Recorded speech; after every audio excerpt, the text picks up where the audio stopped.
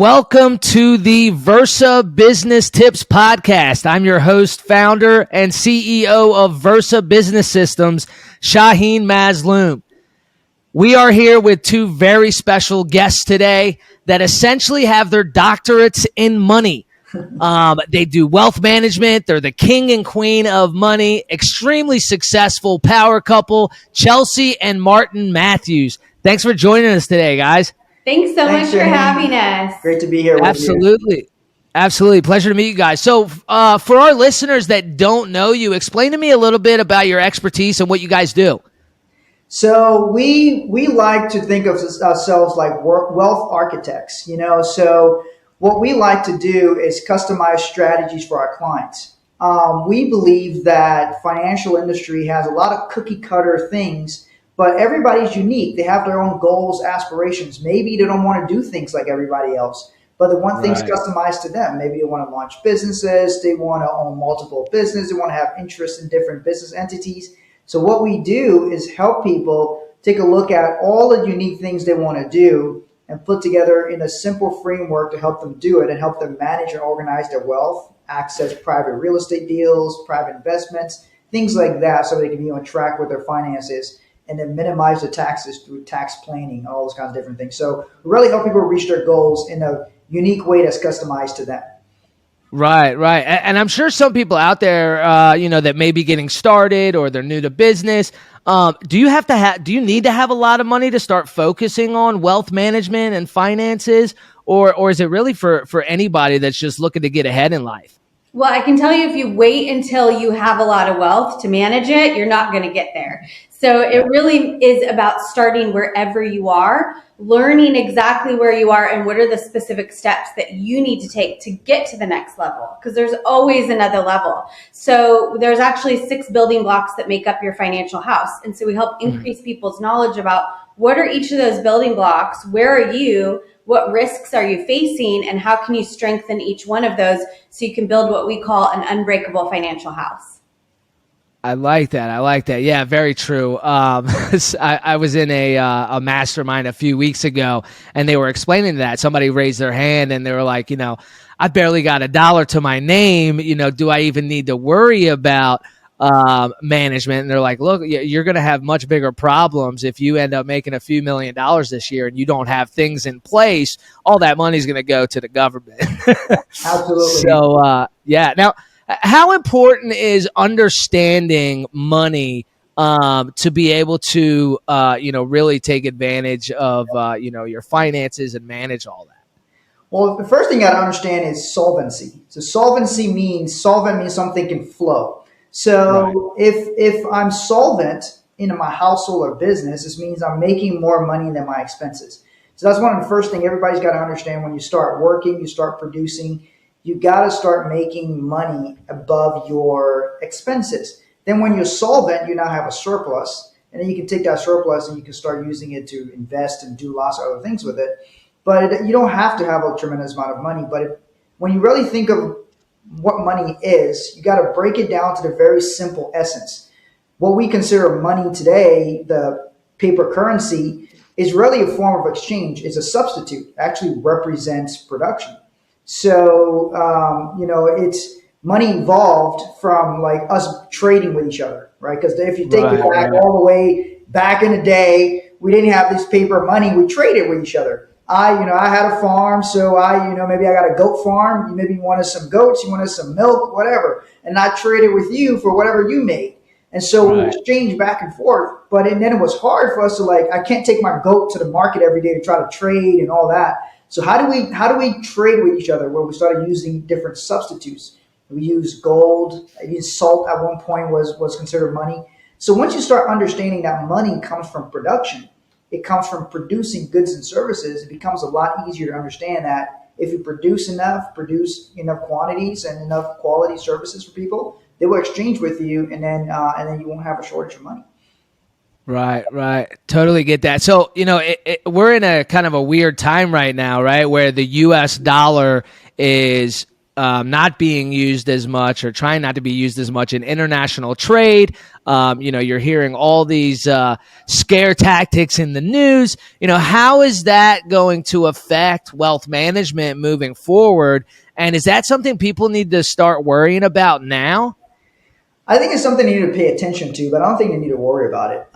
Right. But in the 70s, our US dollar used to be backed by gold. So you could actually exchange it for gold. But now it's not backed by anything physical. It's if you pull out a $100 bill, it says Federal Reserve note. What is a note? A note is a debt instrument. Like accept this note. This is a piece of debt. So people don't realize that. It's not backed by gold. It's just backed by the taxing ability of the U.S. government. So before, everybody accepted our currency. But then over the years, that meant we had a certain amount of pull around the world. You're dealing with our currency. But in America, we're the only ones who can print U.S. dollars. You can't go to like France, can't print U.S. dollars. Japan can't print U.S. dollars. So we have this currency that everybody generally accepts, and we're the only one who can print it. It's kind of a monopoly.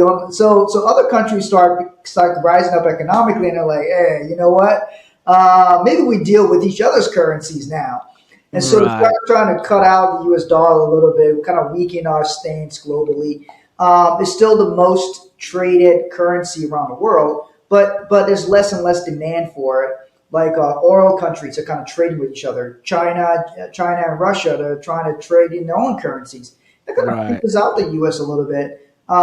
It's why we believe in having multiple asset classes, like having real estate where you have a physical asset. We do things like life insurance, which benefits from globally when we use life insurance and things like that. So there's different. We believe in like gold and silver, commodities, all these different things, precious metals. All of these are great things to have as part of your arsenal so that you actually have true form of money, not just paper. Right. Wow, it's your guys' wealth of knowledge is amazing. I always think about things that our parents told us when we were younger, right? Like save money for a rainy day. Your parents never taught you about investing, right? Or money management or wealth management or whatever. What would you guys say is the biggest lie that we've been told by our parents and our grandparents about money? I would say one is like money is hard to make. And all of us, we talk about it. Money doesn't grow on trees. Yeah, right? Money doesn't grow on trees, which like literally the paper that we print to make the money, it does grow on trees. But I would say, depending on our experience growing up, it really shapes our what we call money personality. And so one person could grow up hearing, oh, money is made to be spent. Or another person could be, growing up hearing money is really hard to be made. And so then that shapes our beliefs and our habits around money. And then when we grow up and we try to make financial decisions based on these lies that we've heard, and then we go try to get into business or relationship with other people who have different money personalities and different habits and beliefs, it just causes this conflict. And so really, you have to be able to really evaluate the data and the information that you were given and sort out what is true and what is not, and what is going to help you to get ahead. Yeah, so true. That's always been my favorite one. Money doesn't grow on trees. Well, it's paper, but okay. So explain to me a little bit about your guys' entrepreneur journey. Have you guys always been entrepreneurs? I mean, how did you guys get started? Well, it's funny. When I was a kid, I grew up in Liberia, West Africa. That's where I was born. And in Liberia, there's zero middle class. There's very poor people and there's people with some money. And my father used to be Secretary of State for my country. And every day people would come to my house, ask us for money. And I used to sit in a corner and listen to their stories. And I'm like, damn, this money thing must be important to people, because it's like every day they come here to beg for it. And I mean, they're like every single day there'll be a lot of people coming asking for money. Wow. And so I was like, okay, so why are people poor? That was my question. I was like, why money is important to them. Why is everybody poor in this country? And so it didn't make sense to me. And I wanted to understand that. So my first thing was I thought, well, I should start a business. So when I was like 12 years old, I started my first little business, and it was called Jerry and Martin's Credit Union. I had an older brother named Jerry, and I was like, 12 years old, a credit union? so I was going to start this credit union, and the whole idea was we would lend money to poor people, and they would pay us back with a little tiny bit of profit, right? So, and I don't know where these ideas came from. This is, I wasn't reading about credit unions at 12 years old, so I don't know where these ideas came from. They came from somewhere. So obviously, they originated from within me. So somehow I had the perspective to notice that, and so I got a little bit of money, and I had this little notebook, and I said, okay, that's going to be my first business I'm going to start, and I lent people the money. And nobody paid me back. So the business probably failed. I had no way to collect the money. I was too small to be kind of an enforcer to go try to. So basically, we called it JAMCU, Jerry and Martin's Credit Union. And I ran everything. My brother, I just named it because it sounded cool, but he was not really involved at all. And so I had no way of collecting any of my money back. So the business promptly failed. And it was an interesting lesson in entrepreneurship. My first business at 11, 12 years old failed. I was trying to do a good deed to help people, but it got me very interested in understanding money, actually doing something about it. That was the biggest thing. I could see something, actually do something about it. Right.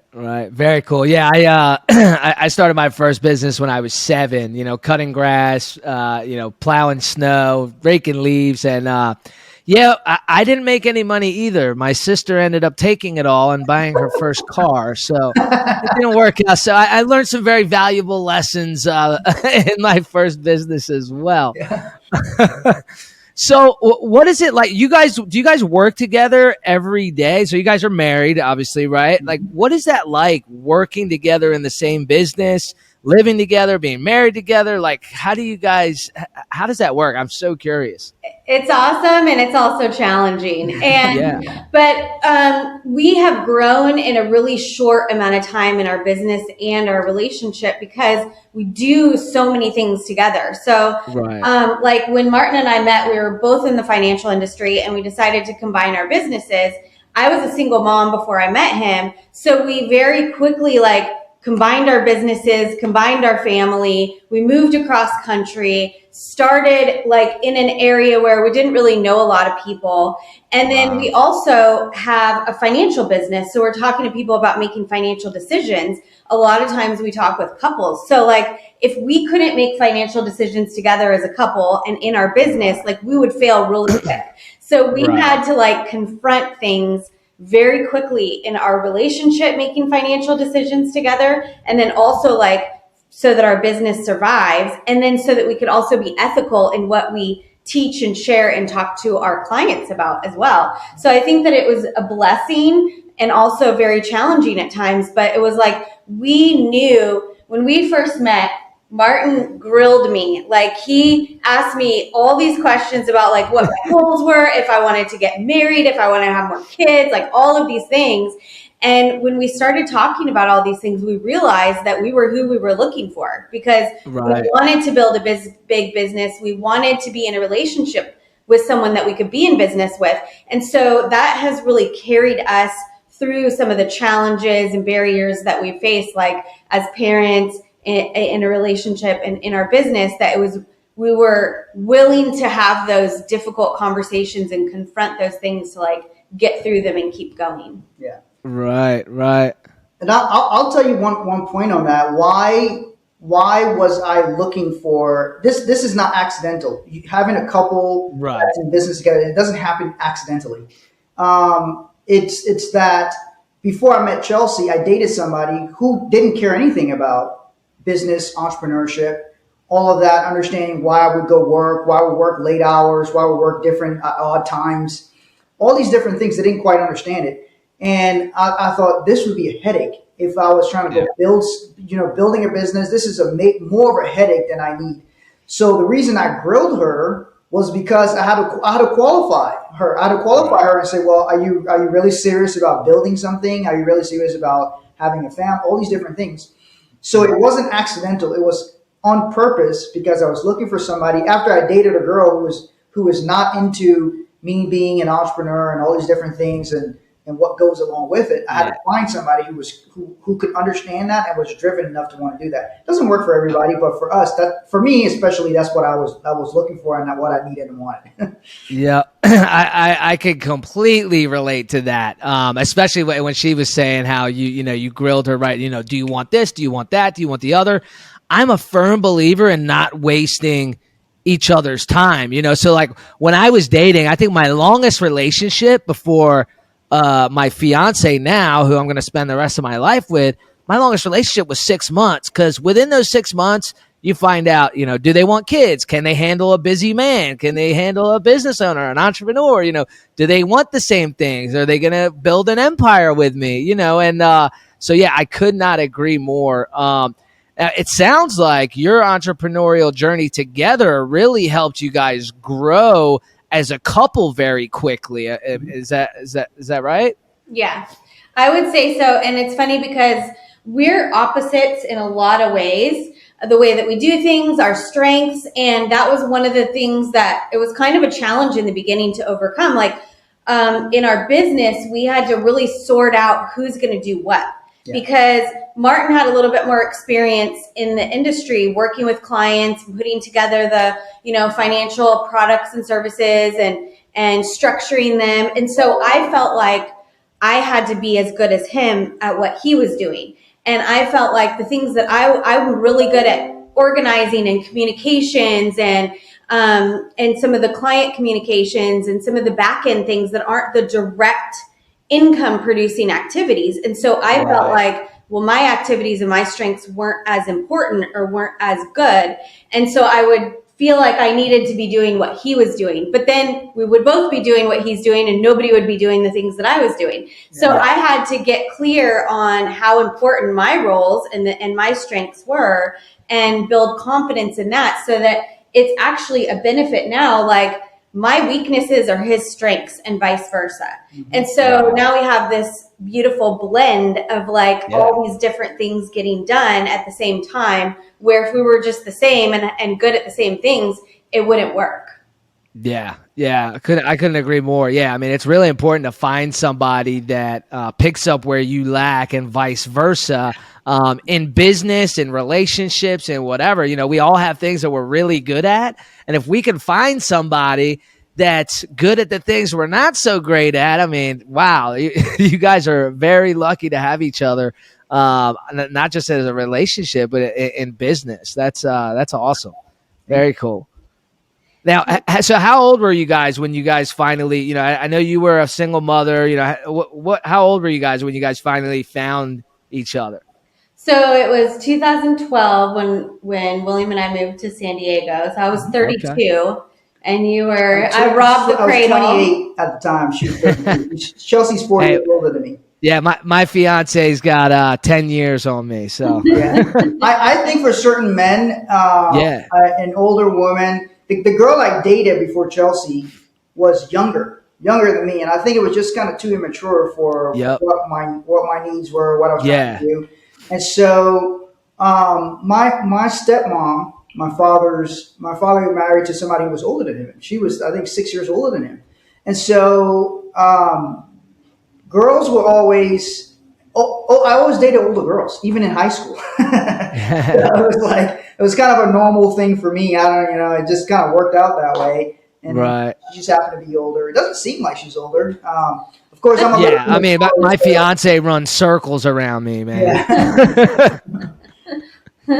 That's awesome. So how do you guys turn it off? You're probably like me and don't take a lot of time off and a lot of vacations right now as you're building. But, on those days where you need a break, you need to recoup, you take a vacation, whatever it is, how do you guys turn it off? Or do you not turn it off? I know like me, like when I'm with my employees or my friends or my fiance, I like talking about my business. That's my life, right? Yeah. But living and working and being in a relationship and all that with the same thing, do you guys turn it off when you guys have that downtime or do you guys just keep going all the time? I don't know what that means. Turn it off. I don't know. I figured that'd be the answer. It is definitely a challenge because there is times it's important to be able to give your attention to like all areas that you want to succeed in your life.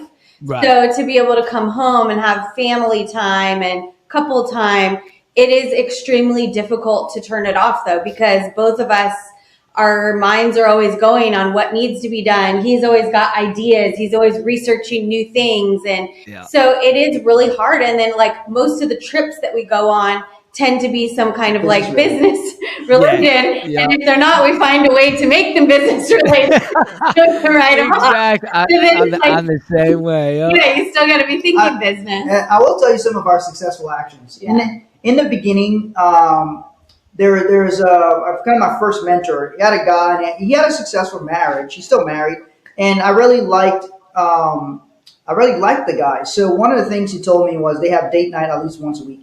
So when I first started dating Chelsea, I told her we have to have date night at least once a week. So that became a thing. Even when she got busy, she was like, "What's this deal with this date night once a week?" I tried breaking up with them over it. So I was like, I don't have time for this date night.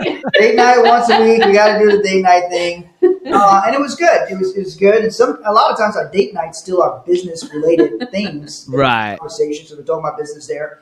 One thing we do that's a successful action is we have an understanding about the different hats. So different hats would be like the different roles that a person has. Right. So sometimes I don't need a business partner hat. I need a wife hat, or sometimes I need a friend hat. So I may tell her, "Hey, I need you to wear your wife hat right now, and I'm going to talk to you. Right. I need to talk to your wife hat." I like that. So I'll tell her that. Just being clear on what you need. Yeah, exactly. Yeah. So that's a good success when people understand, because she understands that lingo. So she understands that. Oh, okay. I need this from you now, not the other thing. And so that's having that separation. You're talking to the same person, but you can be talking to different hats. 100%. Yeah.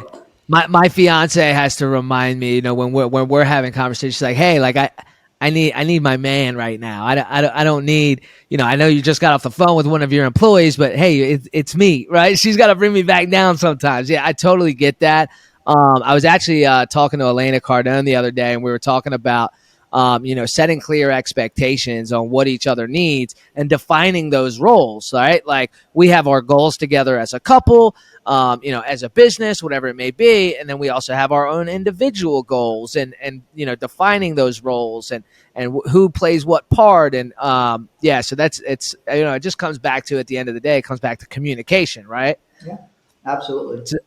So as far as your business, what is one of the biggest changes you guys have made into your business that's made a big difference, whether it be, revenue or time or whatever?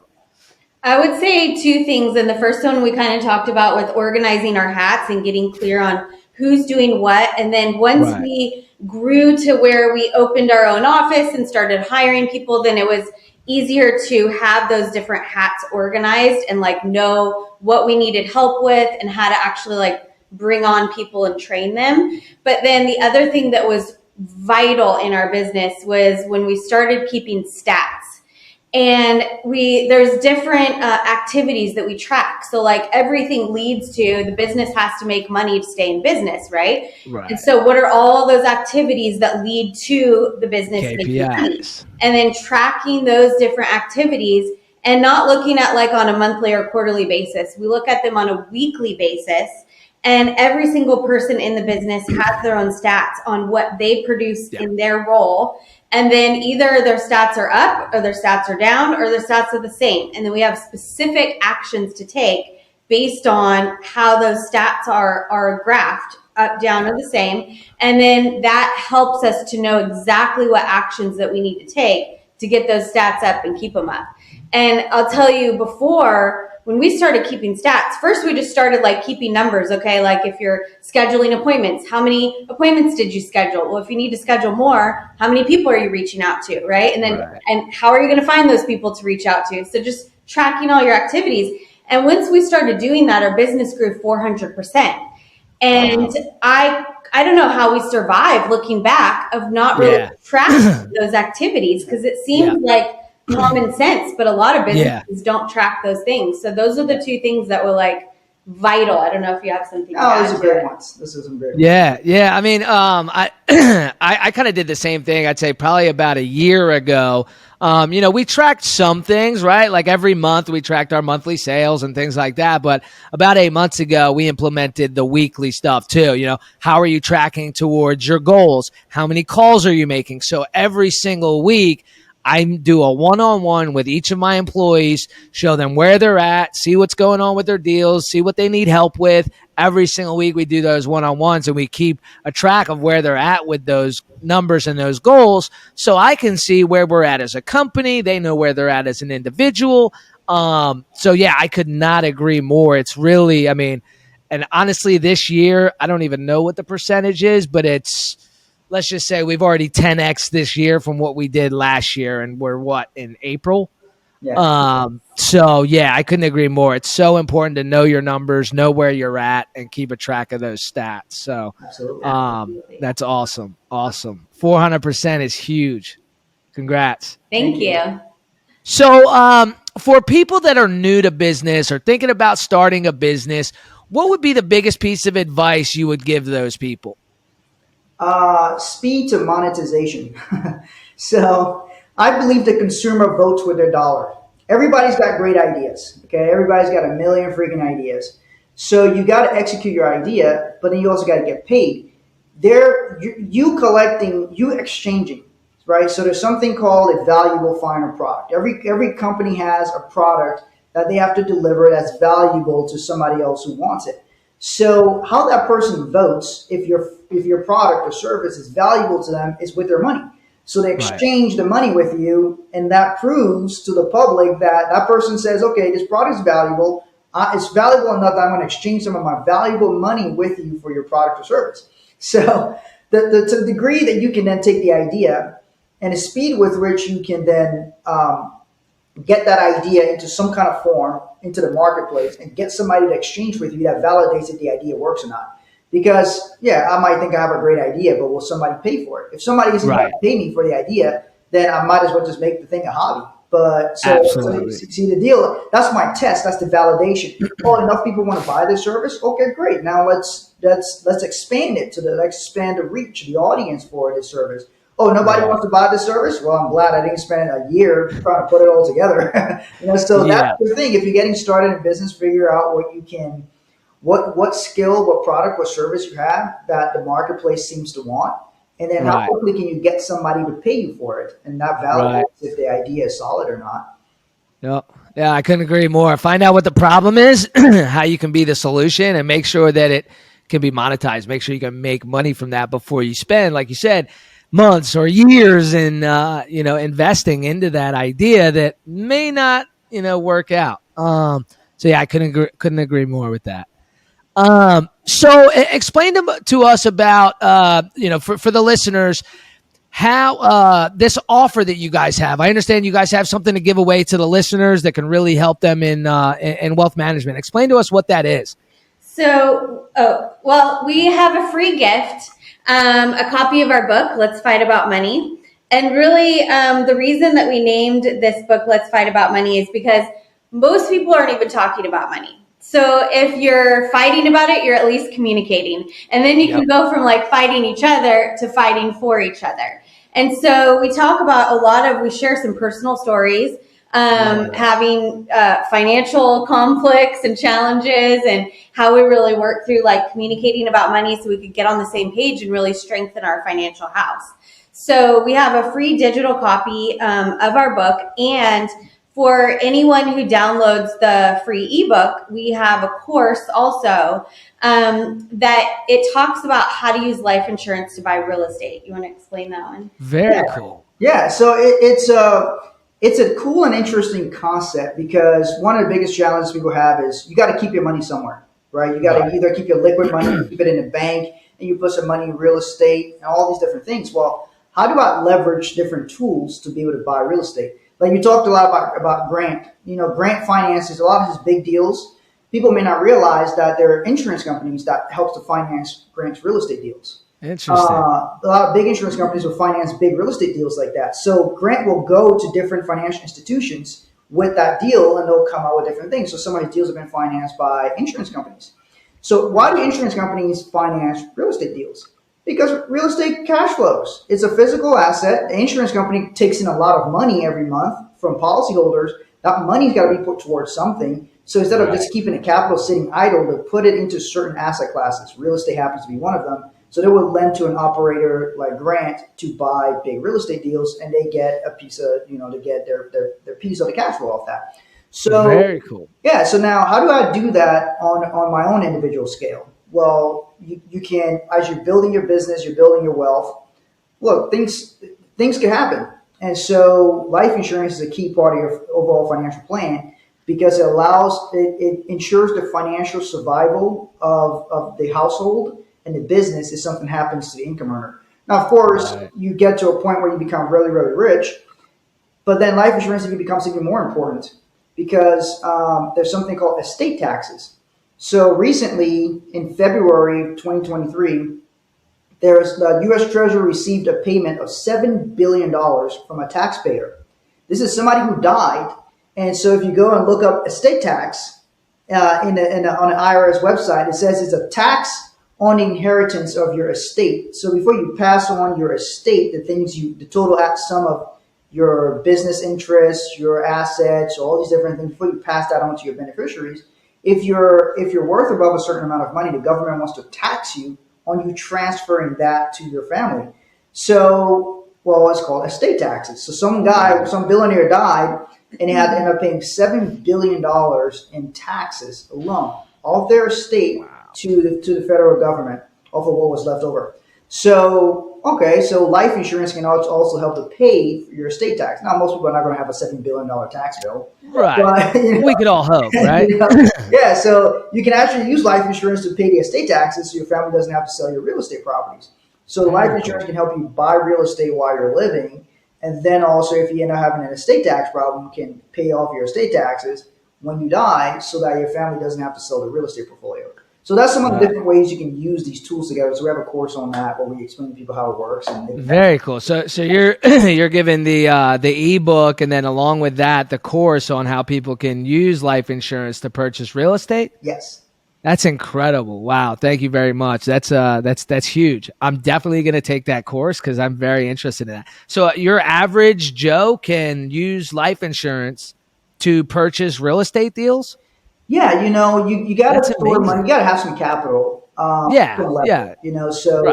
What essentially we're doing is you can store money in the bank. You can store money in Wall Street. Wall Street can be risky if you store money there. You can store money in real estate. So all these different places you can store money. Your average person can store some of the capital inside of life insurance policies. You get a higher interest rate than you would get at the bank. So your money is earning interest. It's compounding. So which means it's building on top of itself. And then you can leverage it, which means you can borrow against it. So you can keep your money working in your policy, borrow against it, go buy real estate. Now you've got your money working in two places at the same time. So that concept, anybody can use it. Matter of fact, Joe Biden, whether a person likes him politically or not, owns 6 of these policies. He owns 6 of them. Wow. He's been borrowing against this policy for 40 years. So this is not even a new concept. Interesting. He owns 6 of them. He disclosed them in his financial disclosures. So he owns 6 of these policies. He's been borrowing against them since 1983. So Walt Disney owned them. J.C. Penney owned them. Walt Disney used it to finance Disneyland. Leveraged policy to do some financing for Disneyland.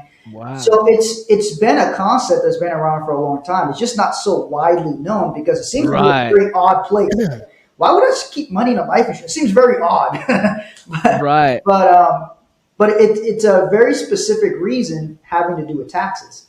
So life insurance existed before the IRS. The IRS was created in 1913.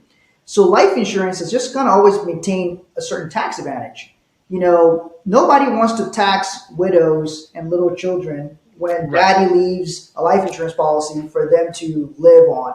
I mean, which politician wants to go and tax and say, "Oh, this used to be tax-free, but we're going to take some of this money from the widows and the little children." Yep. So nobody wants to tax it. So it's going to maintain this favorable tax status over these many years.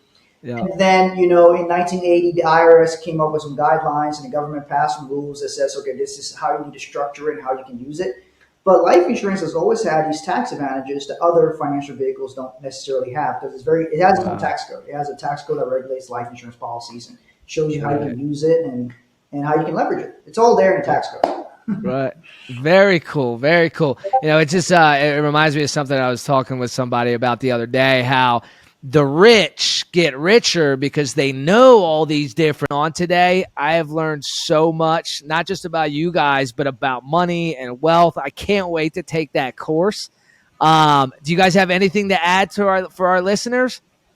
I just want to thank you for having us on, and definitely, if you guys have any questions, download the book and we can reach out to you, and we're happy to help with any questions that you may have. Yeah, thanks, Shaheen. We appreciate you. Appreciate you doing this podcast to help business people. I appreciate all you do because, one of the biggest things that one of the most able people on this planet are businesses and small business owners, the people who work for small businesses, because they're making it happen. They're helping a small business to grow versus just a massive, big, giant corporation where you can get lost in there.